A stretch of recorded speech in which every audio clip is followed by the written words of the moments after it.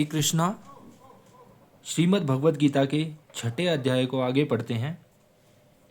पवित्र स्थान में आसन स्थापन करने के बाद ध्यान योग के साधक को क्या करना चाहिए उसे बतलाते हैं। उस आसन पर बैठकर चित्त और इंद्रियों की क्रियाओं को वश में रखते हुए मन को एकाग्र करके अंतःकरण की शुद्धि के लिए योग का अभ्यास करें।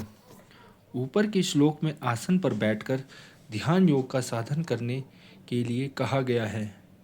अब उसी का स्पष्टीकरण करने के लिए आसन पर कैसे बैठना चाहिए, साधक का भाव कैसा होना चाहिए और उसे किन किन नियमों का पालन करना चाहिए और किस प्रकार किसका ध्यान करना चाहिए इत्यादि बातें 2 श्लोकों में बतलाई जाती हैं।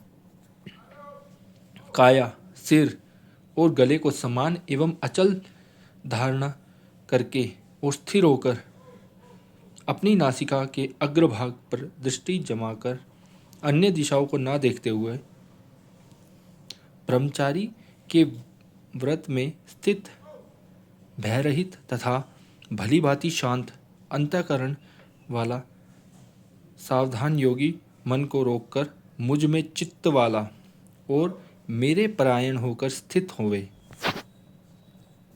वश में किए हुए मन वाला योगी इस प्रकार आत्मा को निरंतर मुझ परमेश्वर के स्वरूप में लगाता हुआ मुझ में रहने वाली परमानंद की पराकाष्ठा रूप शांति को प्राप्त होता है। ध्यान योग का प्रकार और फल बतलाया गया। अब ध्यान योग के लिए उपयोगी आहार, विहार और शयन आदि के नियम किस प्रकार के होने चाहिए, यह जानने की आकांक्षा पर भगवान उसे 2 श्लोकों में कहते हैं। हे अर्जुन, यह योग ना तो बहुत खाने वालों का, ना बिल्कुल खाने वालों का, ना बहुत शयन करने के स्वभाव वाले का और ना सदा जागने वाले का ही सिद्ध होता है। दुखों का नाश करने वाला योग तो यथा योग्य आहार विहार करने वालों का, कर्मों में यथा योग्य चेष्टा करने वाले का और यथा योग्य सोने तथा जागने वाले का ही सिद्ध होता है। ध्यान योग में उपयोगी आहार विहार आदि नियमों का वर्णन करने के बाद अब निर्गुण निराकार के ध्यान योगी की अंतिम स्थिति का लक्षण बतलाते हैं। अत्यंत वश में किया हुआ चित्त जिस काल में परमात्मा में ही भली भांति स्थित हो जाता है, उस काल में संपूर्ण भोगों से सप्रहार रहित पुरुष योग युक्त है, ऐसा कहा जाता है। वश में किया हुआ चित्त ध्यान काल में जब एकमात्र परमात्मा में ही अचल स्थित हो जाता है, उस समय उस चित्त की कैसी अवस्था हो जाती है, यह जानने की आकांक्षा होने पर कहते हैं।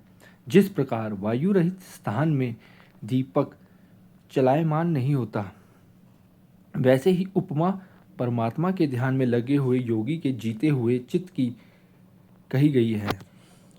इस प्रकार ध्यान योग की अंतिम स्थिति को प्राप्त हुए पुरुष के और उसे जीते हुए चित्त के लक्षण बतला देने के बाद अब 3 श्लोक में ध्यान योग द्वारा सच्चिदानंद परमात्मा को प्राप्त पुरुष की स्थिति का वर्णन करते हैं। योग के अभ्यास से निरुद्ध चित्त जिस अवस्था में उपराम हो जाता है और जिस अवस्था में परमात्मा के ध्यान से शुद्ध हुई सूक्ष्म बुद्धि द्वारा परमात्मा को साक्षात करता हुआ सच्चिदानंद घन परमात्मा में ही संतुष्ट रहता है, इंद्रियों से अतीत केवल शुद्ध हुई सूक्ष्म बुद्धि द्वारा ग्रहण करने योग्य जो आनंद अनंत आनंद है, उसको जिस अवस्था में अनुभव करता है और जिस अवस्था में स्थित यह योगी परमात्मा के स्वरूप से विचलित होता ही नहीं। हरे कृष्णा।